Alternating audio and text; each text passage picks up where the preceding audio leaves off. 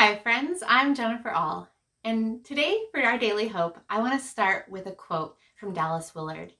He said, "The most important thing in your life is not what you do, it's who you become. That's what you will take into eternity." I use that quote to highlight the reality that God is so interested and invested in what's happening in your heart, in your character that's being developed, simply in who you are becoming.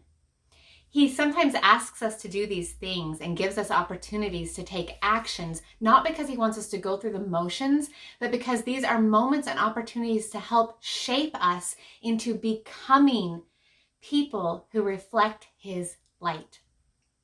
Today we are looking at Psalm 50, and it is all about making an offering or bringing a sacrifice before the Lord in worship.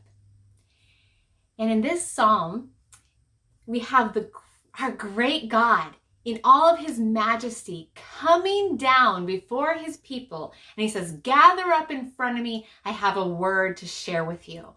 And his word is a word of rebuke, because the people who are gathering and making sacrifices before the Lord were under the impression of some myths that God wanted to debunk for them.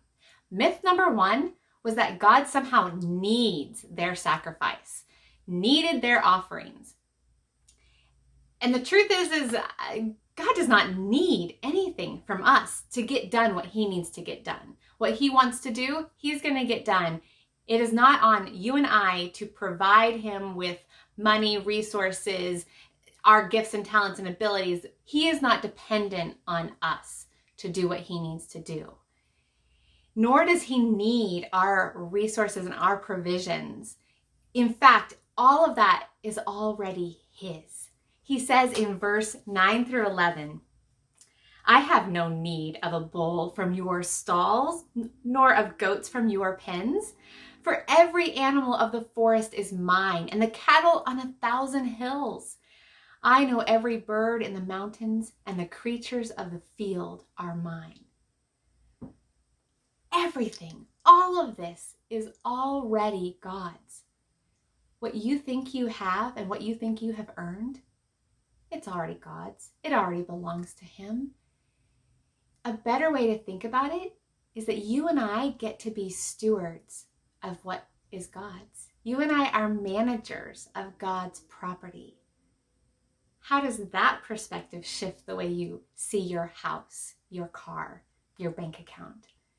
Myth number two that God wants to bust is that somehow our giving, our offerings entitle us to get what we want from him, as if we could buy a favor from God, or if we give all this to God, he somehow owes us.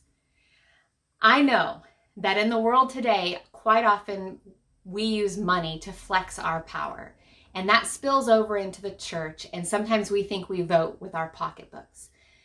But the reality is God cannot be bought, and he is in no way indebted to us.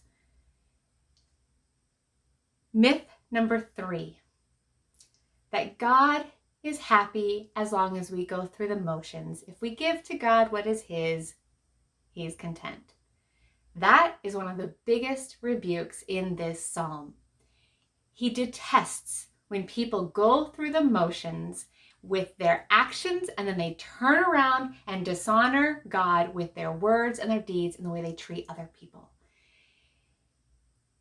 So he rebukes his listeners, the people who are doing these things, and he closes with this stanza. He says, "He who sacrifices thank offerings honors me, and he prepares the way so that I may show him the salvation of God." You see, that's the thing about our offerings and our sacrifices that we are willing to give to God in worship. It's not, we don't bow before God and take what we value most and offer it up to him because it benefits him.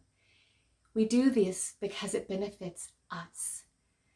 When we give to God, it opens us up and prepares a way. It prepares our hearts to receive and understand that God may show us his salvation.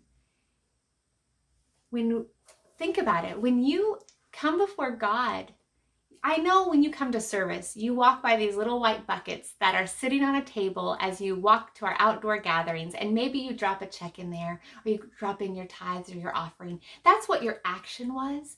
But spiritually, what happened in that moment was you came before the Lord and you bowed down and you put him back on the throne, and you acknowledged him with gratitude and honor, declaring that he is the one that is worthy.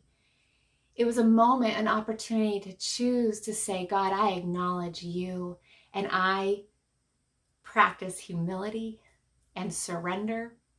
I declare that I trust you, and I give you this thing that I value, and I put it in your hands. I give back to you what is already yours. I acknowledge you as the provider.